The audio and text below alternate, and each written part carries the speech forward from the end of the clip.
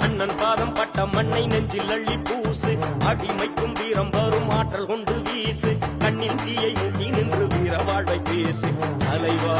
நீ வாழ்க எங்கள் தேச தலைவானின் வீரம் பணியாது எங்கள் அண்ணன் எண்ணத்துக்கு ஈடு இணையேது பலியின்றி வாழ்வில் ஒரு வெற்றி கிடையாது தலைவா நீ வாழ்க